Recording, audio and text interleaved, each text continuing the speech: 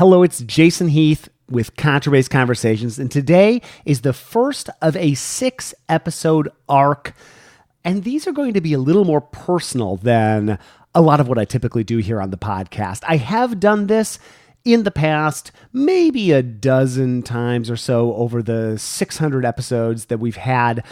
I'm doing it now for a few reasons. One, I am about to embark on massive travel, and life has gotten to a pace where I have not had time to do interviews, not for lack of people wanting to be on the show or people I want to connect with, but it's become quite a juggling act trying to keep things in play. And we're going to talk about that on today's episode. And also, I like to mix it up. I've been mixing it up here in 2019. I did some ISB-centric, people in the audience, people in different walks of life in the bass community did that in February. Here we are in March, and we're going to explore a few different topics here. And as I'm recording this, I'm actually at various events. I am going to be in Albuquerque, New Mexico for the American String Teachers Association conference. I'll be in Chicago for the Chicago Bass Festival and doing some interviews there and some clinics in various schools, and then in Pittsburgh for the Pittsburgh Bass Symposium. And all throughout all those places, I will be collecting content live.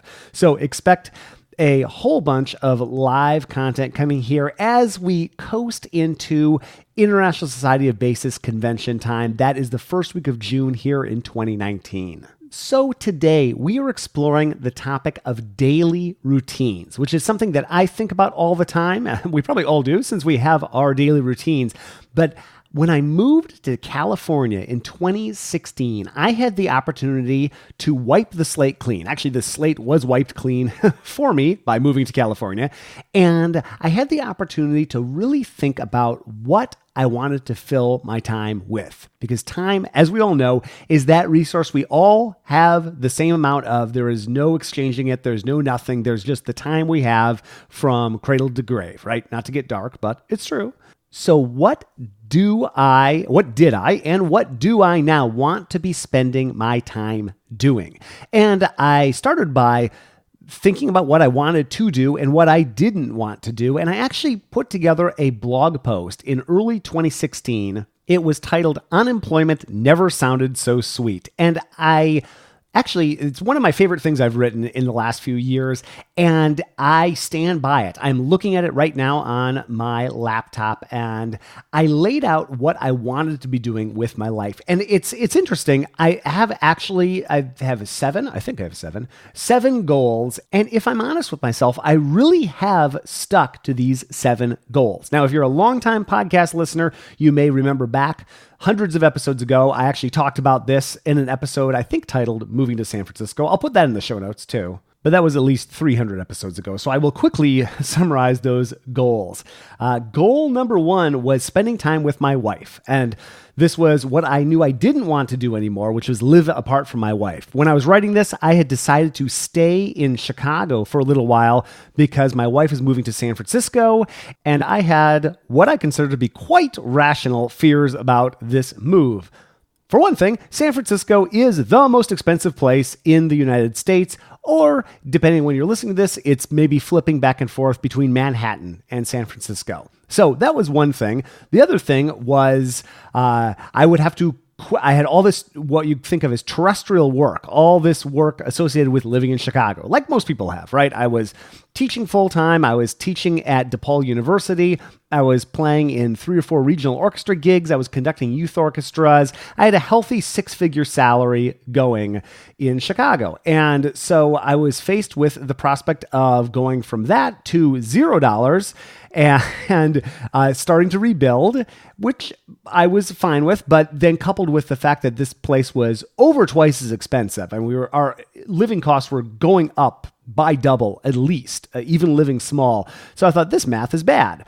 I shall stay behind. And I knew we could pay our bills if I stayed in Chicago, but I was miserable. So I knew I did not want to do that anymore. So goal number 1 was living with my wife, which is a good goal, I think. Goal number 2 was walking. strange, maybe order of goals, but I love walking and exploring, and I've continued to do that here in San Francisco. I just went for an 8-mile walk from the northeast side of San Francisco where I live to the southwest side. Love going and exploring and walking. Goal number 3 was writing, which I have continued to do, and I don't know if anyone loves writing, but I find it satisfying. We'll say that. Goal number 4 was traveling, and oh boy, has that taken off. Lots of traveling these days, and I'm always continuing to figure out like what is the right amount of traveling, but that has been happening. Goal number 5 was reading, and I've been able to do more of that since I've been out here too. Goal number 6, kind of a vague one, but growing and developing, which we can dig more into a little bit later here in the episode. And goal number 7, making a contribution. Those 2 goals I have definitely felt that I have been doing out here more than in Chicago. So long story short, I was behind for a year. This is 2015 to 2016. I knew that I could not continue living apart from my wife. This was madness. So I would be quitting everything I was doing and moving to San Francisco. Great. So what was I going to do with my free time? And in the fall of 2015, I came home and I just started watching Netflix after my job every day. And I thought, oh, this is kind of depressing. And I don't know if I want to do this. So I started running every day. I got really into running, but I was living in Chicago. So then it got cold and icy, and that was miserable. So then I thought, okay, what can I do in Chicago that would contribute to my future in San Francisco? And I decided to restart this podcast that you're listening to right now, yada, yada, yada, got a whole bunch of downloads, everything went well, and I knew that I had something there. I didn't know what that meant, but I knew I had something there. So I decided to move out to San Francisco and basically pretend that the podcast was my full-time job. I knew that my wife worked basically 8 to 5 hours Monday through Friday. And I decided that what I was going to do was fill that time with my stuff, whatever that stuff was going to be. Keep it 8 to 5 as much as possible, Monday through Friday, not the weekends. Keep the weekends free. Okay, if you're a musician, and you listen to that. Oh, he wants to work 8 to 5, Monday through Friday, and not on the weekends. Well, there's obviously a problem with that if you want to play gigs or, or do a lot of musician work, which tends to be the hours that people are off. Now, something a lot of people probably don't know about me is I started doing Freeway Philharmonic Road Warrior work when I was 15 years old. I grew up in Sioux Falls, South Dakota, and there just aren't a whole lot of bass players in South Dakota. So I was in the South Dakota Symphony. I was in the Sioux City Symphony. I was playing in the Sioux Center, Iowa Orchestra. I was playing gigs all over that region my sophomore year of high school. So in fact, I made more money in high school gigging than until my master's degree. So I had been doing this work for over 20 years at that point. And I knew that work, and I knew that there would be similar work in the Bay Area, but I decided that except for real exceptional opportunities like traveling, like events, like subbing with the San Francisco Symphony or similar gigs, I really wanted to not occupy my time with that. Not that there's anything wrong with that. That is great work. That's work I have loved. Some of my highlights of my musical life have been in those situations. Great stuff, just not for me at this point in life. Okay, so what was I going to do with those hours? I decided that I was going to, and if we look back at those goals I mentioned earlier, goal number 6 was growing and developing. Goal number 7 was making a contribution. I wanted to spend those hours focusing on things that inspire and interest me and that I'm uniquely suited to do. And I think this is a good thing to think about. This may or may not apply to where you are in life, or you may totally discount it or go the other way, and I think it's totally valid. But this is just my personal experience and what I decided to do. I decided what are things that I could immediately think of, like 10 other people that I could recommend for that. So that would be freelance work. That would be conducting. Sadly, I love conducting, but there's no shortage of people wanting to conduct or work with groups, be that youth orchestras or other levels of groups, and teaching. also, and again, maybe sadly, private teaching, university teaching, classroom teaching, those are things that I could immediately think of 10, 12 other people right around me that could do that work. Maybe I could do as good a job or maybe even a better job in some circumstances. That's true, but I am not uniquely qualified to do that. There are things that I think I am not, and again, not that others can't do these things, but just based on my experiences, what I've gone through in my life, my suite of skills and talents and interests, what could I be doing that it would really be hard for me to recommend someone to do that exact job? Well, what you're listening to, this podcast, writing, being a community organizer, being an advocate for the bass or music education or music in general, getting into the business end of music. I've discovered a real love for that, actually, be it working with advertisers or as a clinician or a consultant, and just going and I'll tell you, one of the most eye-opening things I ever did was go to the NAMM show, the National Association of Music Manufacturers. I went down to that in Anaheim the year I moved down here, 2016, 2017, and I realized, whoa, the music world is so big and my experience of it is so small. And there are all these people that do nothing like what I do and are thriving and making a living and finding fulfillment and excitement in the world of music. And they know nothing about my incredibly micro, super specialized niche of classical music, performance, and pedagogy.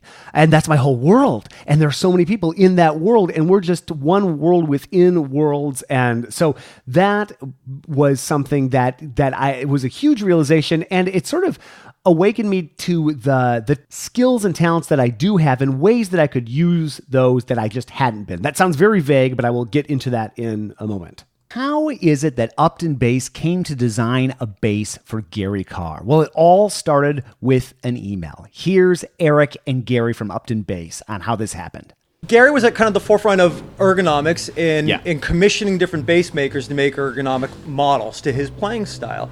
And he basically replied. And he said, yeah, but here's what I'm looking for. I want something, that's this, and this. He sent us sketches. Oh, and by the way, I want it affordable that anyone going to my car camp could afford it. This model has become so popular, and Gary Carr even played it for the 50th anniversary International Society of Bassists convention. He was the opening, he gave the keynote speech, and he played two beautiful selections on his Upton Bass, his Carr model Upton Bass. Learn more at uptonbass.com, and thank you so much for sponsoring the podcast. This episode is brought to you by Steve Swan String Bass, which is home to the largest collection of double basses on the West Coast between Los Angeles and Canada. That's a lot of miles, folks. Steve's showroom is outstanding, absolutely worth a visit. It's located just south of San Francisco Airport, SFO, and he has about 70 basses on display. And these basses range from student entry-level instruments all the way to the finest professional instruments. I've sent so many students and referred so many people to Steve's shop. He really does great work. And if you're looking for a bass, you're going to find one that suits your needs, your playing needs, and your budgetary needs for sure. SteveSwanStringBass.com is where you can go. And thank you, Steve, for sponsoring the podcast. Oh, yeah. Okay, so it's Jason again right now, Jason. By the way, I'm going to run my ads in this solo episode. So there they are. And we might talk about ads a little bit later in this episode, or we might save this for later, that discussion for later in this 6-episode arc. And we're about to get into daily routines here in a bit, but I want to stay zoomed out a little bit.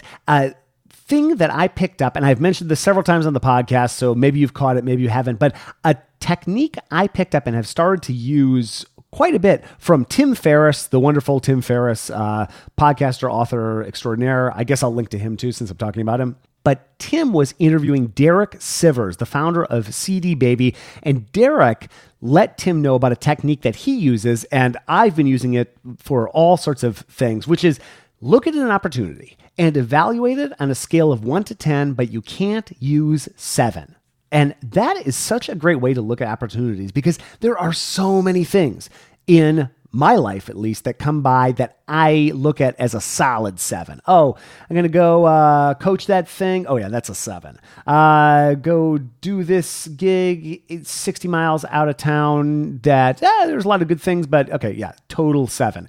So if you eliminate 7, you're either faced with something 6 or lower, which that's like a failing grade almost. That's not really very excited. Or if you're like an 8 or a 9, I mean, you're pretty pumped about that project. So I've been trying to be good about using that technique. And I have also, this goes hand in hand with the next realization or strategy I've been trying to implement in my life and my daily routines and just dealing with the chaos that comes at me every single day. The other thing is just really be careful what you say yes to. Yes is such an easy word to say, and we all want to make people happy, but yes is such a dangerous word. And if you can get more comfortable, and I am working on this every day, speaking of daily routines, I am working on this every day, but if you can get comfortable saying no gracefully, or no, and I'd recommend XYZ, or no, thank you for the opportunity, but I don't have bandwidth for that. I don't think I've had once someone get offended at that no, but boy, have I taken on some stuff these few years out here in San Francisco just by saying yes. And I have learned my lesson, and it's a lesson that I've been learning for decades. So I'm trying to get better at it, but I'm a work in progress on the danger of the word yes. Okay, now let's dig into daily routines, which I am calling this episode. So we're 16 minutes in, I'm finally talking about daily routines. Okay, sorry about that. But here we are. Ever since I moved to San Francisco, and I knew this move was coming, I had been thinking about how I wanted to structure my days. And I was so excited at the prospect of structuring my days because this spring of 2015, I was just about to leave my job, but my days were not my own. I got up at 4:30, I think usually most mornings, had to leave the house by 5:30 or I'd get stuck in nasty Chicago traffic, get to school, maybe I'm slipping and sliding up the Dan Ryan Expressway, maybe I sail up there and I get there a little early, but the moment I walk into the place, I am swarmed by good-natured children, but children nevertheless asking for this or that, or I like this, or can you do this? Or can I have a Kleenex or whatever. And I love that. And I love the social environment of the school. And I love the jovial chaos of that environment.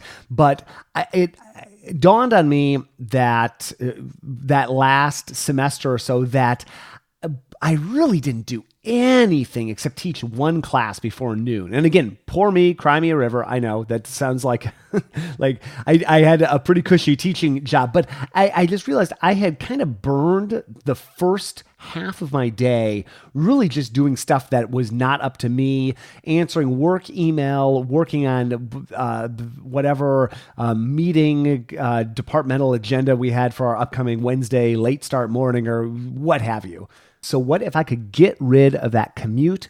What would my day look like? What would my weeks look like? So here is what I have now refined. I will tell you what I'm doing now. I think that's probably the most valuable. So what I do Monday through Friday, I am quote unquote on the job, and I am on the job. I take it seriously. I work like a professional. And I have an incredibly consistent routine when I am not on the road traveling. I make exceptions for traveling because you can't control everything, but there are elements of my routine that I still do traveling. So first thing I do is I get up early. I get up typically around 5 a.m. If I had a later night, maybe 6 a.m. I am an early to bed person, and I always have liked going to bed early, and I am an early morning person, and the mornings are my time to shine. And if you're a night owl, you're probably groaning and rolling your eyes at that. But again, these things can be done anytime, but I love waking up early, and I just feel so ready to go. So what I do is I wake up and I immediately roll out of bed, make a cup of coffee, and I go practice Spanish. Now, this is something I've only been doing for the last 4 months, but I would do some variant of this. Right now, I decided I'm going to do Spanish. I'm not going to break the chain. I'm on day, I think, 125 or something like that. My Spanish is still bad, but it's better than it was 125 days ago. I do that, and I read at least 3 pages of a book. And I'm trying to increase that page number by about 1 every month or so. I'm a firm believer in glacially slow but consistent improvement in habits like that. I think habit formation is a tricky thing, and people tend to dive in overly zealous, and then they don't build the habit. So I've learned that for myself, and so building habits is the name of the game for me. So language and reading are the two habits that here in early 2019 and also late 2018 I'm working on. I do that. Let's say I wake up at 5. I will do that from 5 to 6. I then go to the gym. I live in a condo building here in San Francisco. We have a gym in the building, which rocks. And so I go and I just do a half hour. I do some strength training and I do some cardio of some sort. So 6 to 6:30, I'm at the gym.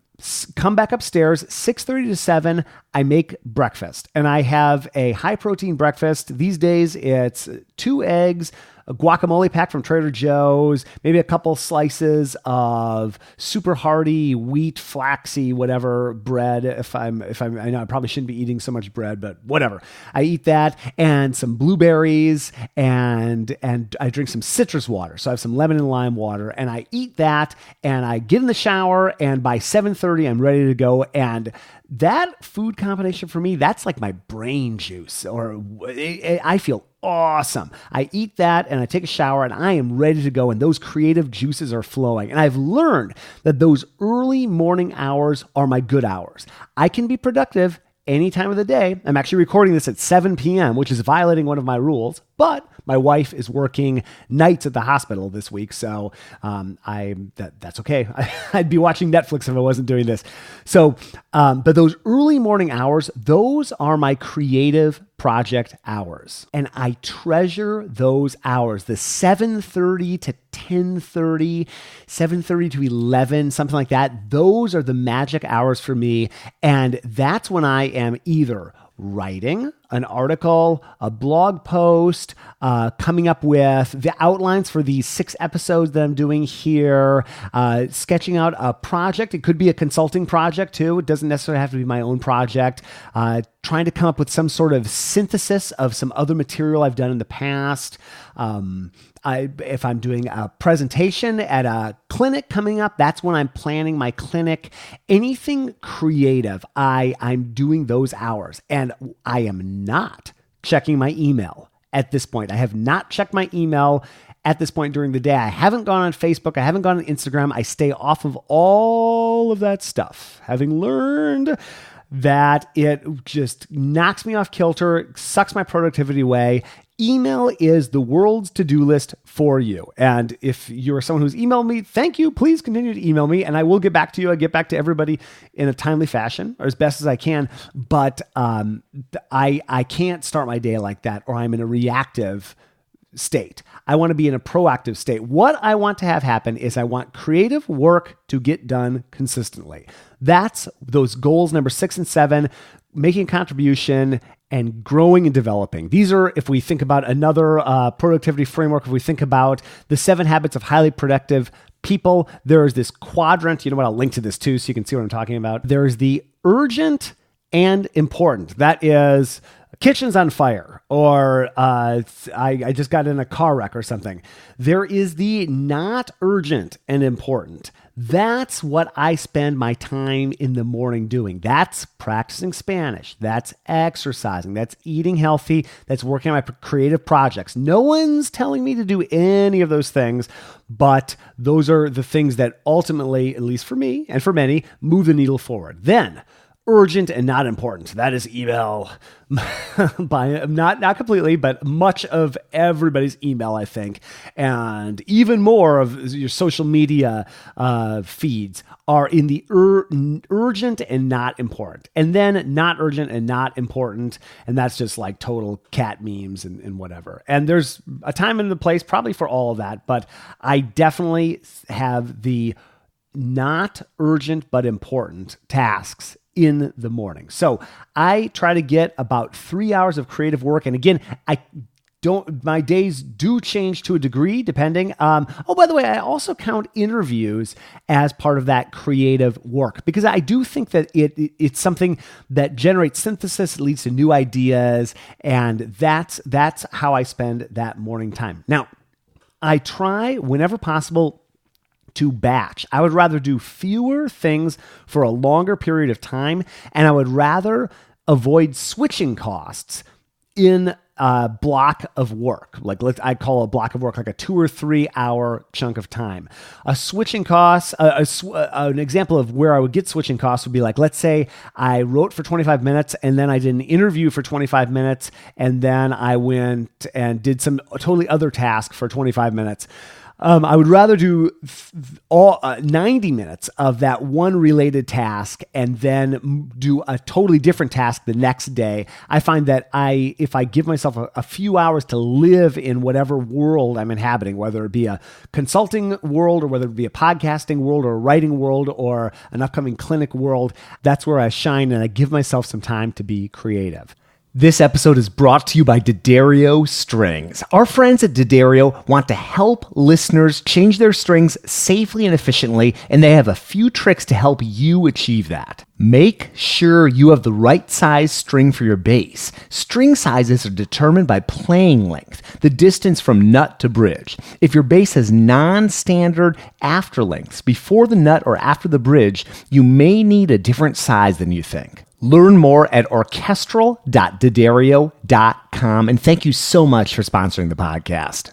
This episode is brought to you by the Bass Violin Shop, which opened in 2001 as a small double bass workshop in Greensboro, North Carolina. Today, they're staffed by 3 full-time, highly skilled bass luthiers, and they specialize in double bass sales, rentals, setup, restoration, and repair. For nearly 20 years, they have satisfied thousands of clients by offering quality instruments, knowledgeable service, reliable repairs, and superior restorations at affordable prices. They offer the most popular brands of strings, pickups, rosins, and covers used by professionals around the world.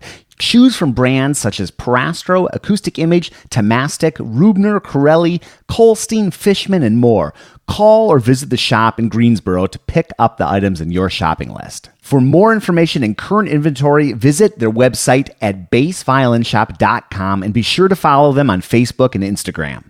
This episode is brought to you by the A440 Violin Shop. It's located just down the street from Wrigley Field in beautiful Chicago on the north side, just off the Brown Line. I have been going there my entire adult life, and they have been fantastic, both for repairs. I've had cracks repaired, I've had seams glued, I've had all sorts of students go to A440 to get instruments, to get bows. They're available with a smile, do wonderful work, and definitely check them out if you are in the Midwest. A440violinshop.com, and thanks for sponsoring the podcast. I mentioned 25 minutes several times in there. I am a fan of using the Pomodoro technique, and I will link to that. It's a very simple system. Work for an interval of time and then take a break and do something totally different.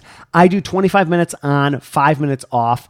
I don't always do that every day. It depends on what I'm working on. If I have more of like a dreamy, floaty task that I really just want to not be interrupted, I will not set that timer. It depends on how I'm feeling that day. But most of the time, I find that when I have that 25-minute timer ticking down, I work faster. I do believe that work expands to fill the time you give it. That's a famous maxim about time management, and I do think that's the case for me. So I find that if I only give myself 25 minutes to do something, I really get that thing done more than if I just let myself expand and float throughout. But sometimes, and I know myself well enough, I hope that I know when to let myself have that freedom and when to have that timer going. But I would say that probably 80% of my time, I've got a timer going. At this point, I will make lunch for myself.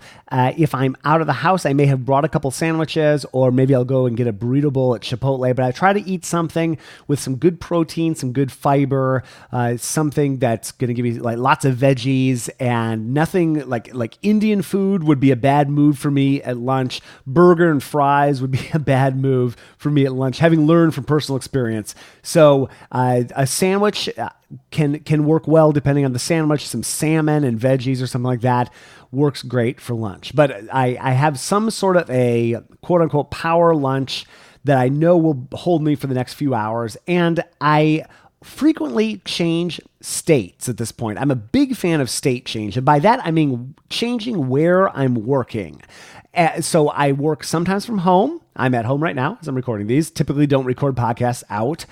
I, though, often go to a co-working space. There are several here in San Francisco, and I actually alternate between various co-working spaces. I find that the different environment helps me, and I also find that being around people that are working hard at whatever they're doing, I find that keeps me motivated, and the quality of my work is higher when I go to somewhere where a lot of other people are working. I do prefer co-working spaces over straight up coffee shops like Starbucks or something like that, because you got better outlets and it's just a better work environment. But I will still sometimes go to Starbucks or other coffee shops, and I will, here in San Francisco, I'll go to different neighborhoods. I'll mix it up. I try one day a week to do something real different, and that's typically Friday. I'll go somewhere way out. I might just bring my iPad.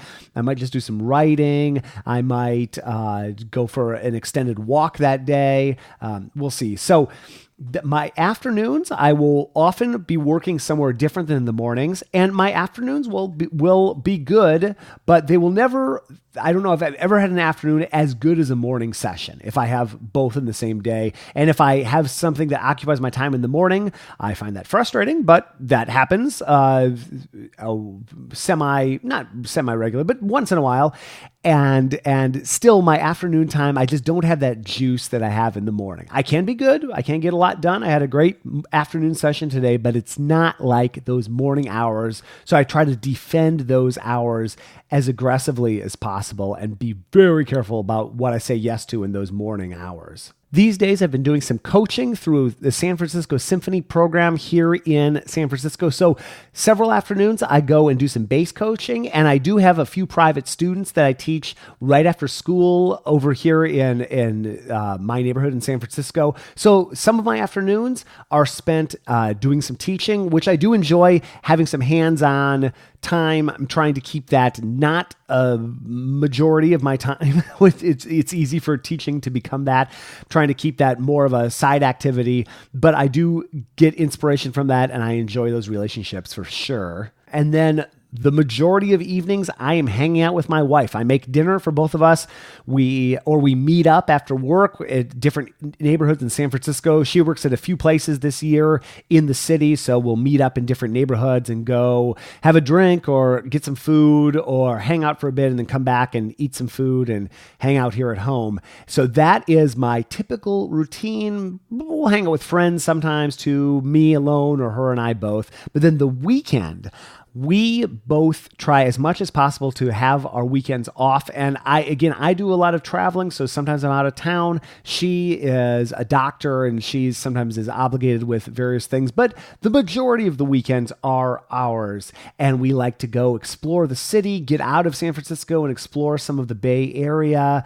And at least once on the weekend, I like to do an extended walk, like I mentioned in those goals, of over 7 or 8 miles, sometimes 10, 12, 15 miles even. And I love doing that with my wife if she can't. I also like doing it by myself, and I'll listen to podcasts and walk and let my mind drift. And I really try to not do any of my work. And in my case, that would be writing, podcasting, bass organizing, planning upcoming events, consulting, that sort of thing. I try not to do that on the weekends.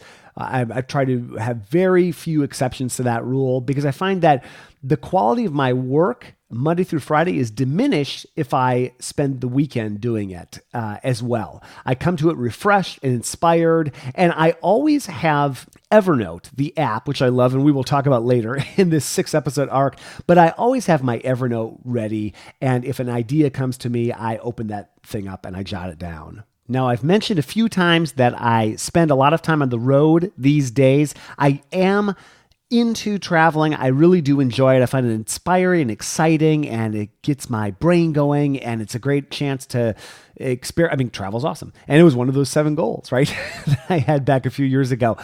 So what does my daily routine look like while I'm traveling? Well, I have decided that the one habit I want to have be 100% consistent is practicing a language and reading. And so I do that regardless. I don't envision any circumstance, at least not one probably likely to happen, where I won't be able to do those two activities. So those are non-negotiables for me. Also, I in terms of email, I check my email twice a day. This is when I'm at home.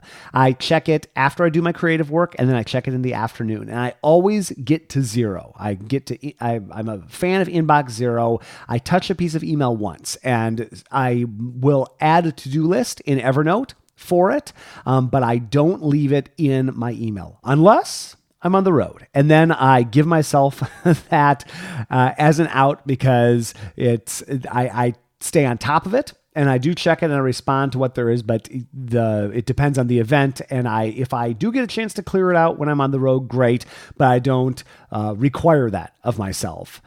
At least one check-in a day, though, via email for sure, regardless of what I'm doing. Now, my routine on the plane itself, if I'm flying, which is typical, I don't require that I do any work when I'm on a plane, but that's often a time when a ton of creative ideas flood me. So I have my iPad Pro ready to go, and I have Penultimate, my favorite note-taking app, and I will often switch between reading a book, watching a Netflix movie that I downloaded, and all of a sudden an idea comes to me and I start writing out on Penultimate, or maybe I get some more article ideas, so I open up Evernote and I have the keyboard case with my iPad Pro, so I start writing.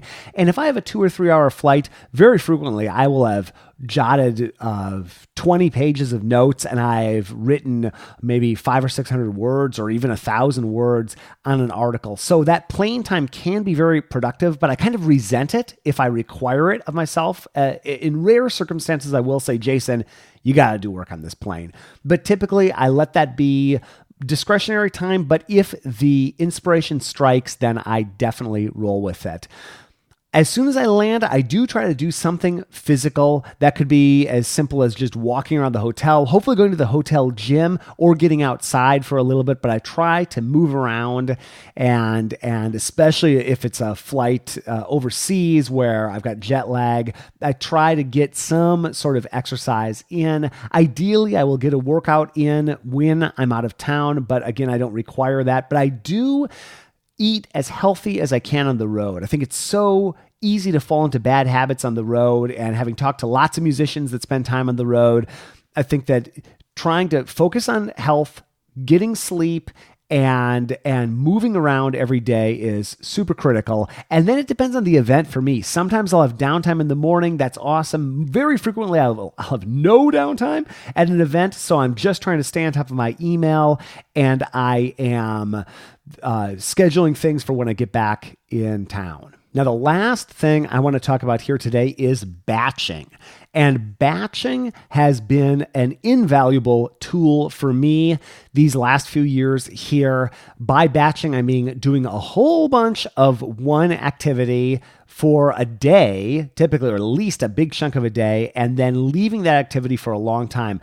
The podcast that you're listening to, I have been batching this for quite some time now. What I mean by that is I sit down and I podcast like a maniac and schedule a whole bunch of episodes. I record all the dialogue for episodes. I'll just absolutely go bonkers on the podcast. And I do that once a month, typically. And then I do 0 podcasting activities the rest of the month. Now, we're fortunate here in that we have a team for the podcast. So I have people helping me with editing and with promoting and with scheduling and putting the episodes together. So podcast activity is happening throughout the month. However, once a month, I do a whole bunch of stuff on podcasting that includes writing emails that go out every week that get published. My colleague Trevor publishes those actually and gets that all set up. But I sit down and I batch a whole month's worth of emails, or even more if I can, a month's worth of podcasts. And so I'm sitting down and doing that once a month. I also try to do similar things with other tasks that I can batch. I'm a big fan of batching. I'd rather do one thing, like I said earlier, for a big chunk of the day or maybe even a couple of days in a row and then move on to something else. I am experimenting moving forward with trying to have a regular schedule for, like, say, Monday is all video, Tuesday's all audio, Wednesday's all writing, Thursday is all phone interviews, and Friday is all business planning. I'm not sure how that's going to look moving forward. It's a little more haphazard right now, but I do try for the podcast to batch once a month. I hope this has been interesting. I'm just trying to mix it up. And again, we have a whole bunch of episodes coming up, interview episodes like are typically done here on the podcast, but I haven't done a lot of solo shows recently. This is the first of that arc, like I said, and much more to come on all kinds of topics about careers, about building better student bass sections, about some apps I've been using and really grooving on for my bass playing and teaching. I'd like to thank the team. Though this is a solo show here, I really want to give a shout out to Michael Cooper, Steve Hinchy, Trevor Jones, Krista Copper, and Mitch Mooring. They all make this show happen. I'm so grateful to them, and I'm so grateful for you for listening and to listening to me yammer on for 45 minutes. I'm not used to doing this, though it is kind of fun, actually. I feel like I've got all this pent-up stuff to talk about. So that was me today doing a solo show, and thank you for listening, and we will see you again soon for more life on the low end of the spectrum.